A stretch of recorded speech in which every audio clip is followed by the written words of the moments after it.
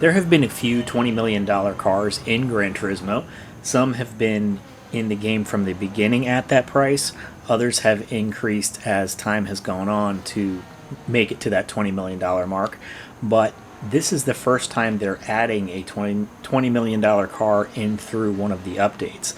So we're going to be taking a look at the car, seeing its history, and then finding out how it compares to other cars we've already tested.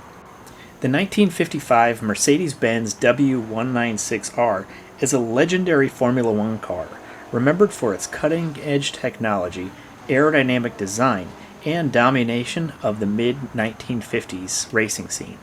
It marked Mercedes-Benz's triumphant return to the Grand Prix racing after World War II, showcasing the brand's engineering prowess and cementing its place in motorsport history. After World War II, Mercedes-Benz took a hiatus from motor racing. When the brand decided to return in the early 50s, it did so with immense ambition and technical innovation.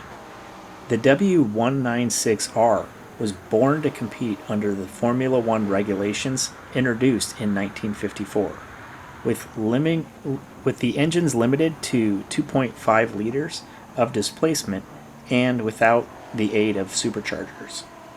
Mercedes-Benz had already achieved success with the 300 SL sports car and the W194 Racer, laying the foundation for what would become the W196R's development. The car was designed to reclaim Mercedes' dominance in Grand Prix racing, a legacy that had been established in the pre-war years with cars like the W125. The W196R was designed by a team led by Mercedes' chief engineer and featured several groundbreaking technologies for the time.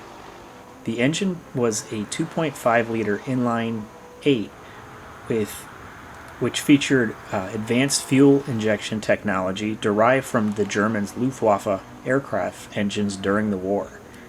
The engine also used desmodronic valves, which were mechanically closed rather than relying on springs, which allowed for higher rev limits and increased reliability.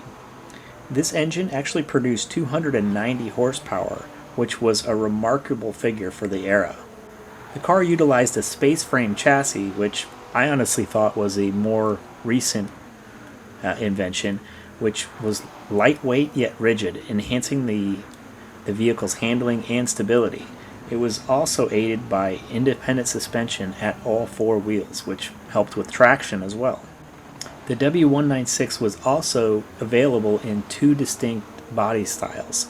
The streamlined, or Type Monza, was designed for high-speed circuits like Monza. The car featured an enclosed body for reduced drag, while the open-wheel design that we got in the game, or the Type Nürburgring, was a traditional open-wheel design for better visibility and maneuverability on twisty circuits. The 196 also used inboard drum brakes, which reduced unsprung weight, having the brakes out on the wheels, and improved the braking performance. Mercedes-Benz introduced the W196R in 1954, debuting at the French Grand Prix. The car was driven by legendary drivers such as Juan Manuel Fangio and Stirling Moss, and it quickly established itself as a formidable competitor. Fangio won the car's debut race at the French Grand Prix, as well as securing the pole position and the fastest lap. By the end of the season, Fangio had clinched the Drivers' Championship, marking Mercedes' triumphant return to Formula One. In the 55 season, the W196R continued its dominance, with Fangio retaining his Drivers' Championship and Mercedes winning nearly every event that it entered. Stirling Moss, Fangio's teammate, secured a historic win at the British Grand Prix, marking the first time a British driver had won the home race.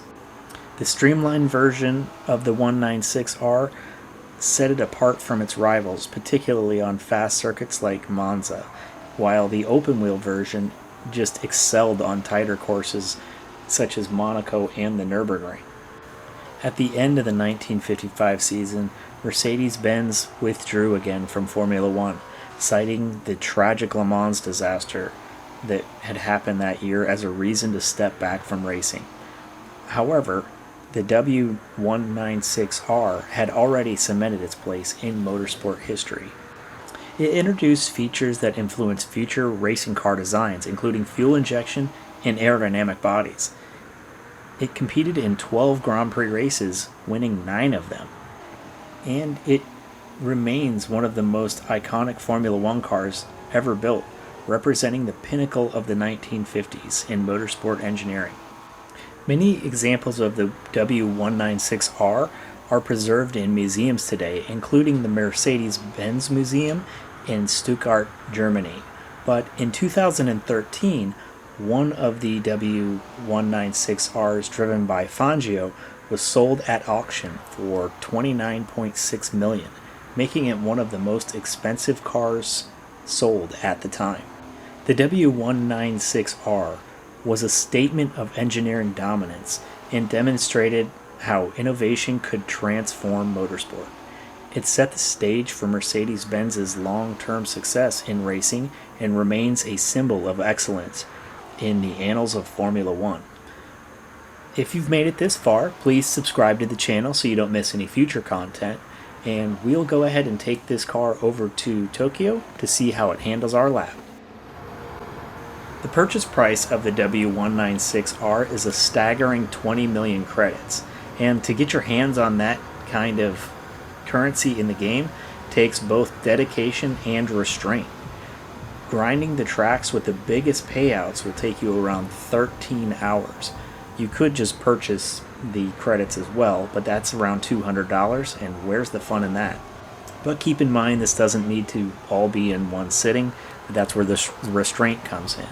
I tend to race one of these races a day, and it takes about 20 days in order to stack up that kind of money. But if you are in a position with the credits to burn, this is an excellent car to drive, especially in VR. The car is a little challenging because it likes to push in the corners on entry, and the rear end will be happy to step out on you if you get a little too aggressive with the throttle, especially when the car is fully built. The modded car does take a medium turbo, even though the factory one is naturally aspirated, and this will boost the horsepower to 512 and bring the torque up to 317 foot-pounds. This is a lot of power for a car that weighs 1,841 pounds.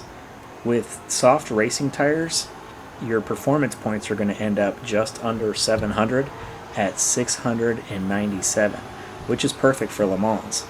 The car is also able to compete in a Tokyo 600 by using sport hard tires and installing the manually adjustable gearbox.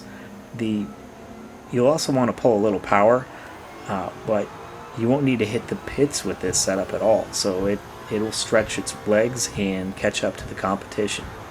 Back in our test, I was able to get a top speed around 205 miles per hour, and the car just sips fuel for me, which got me 11 laps.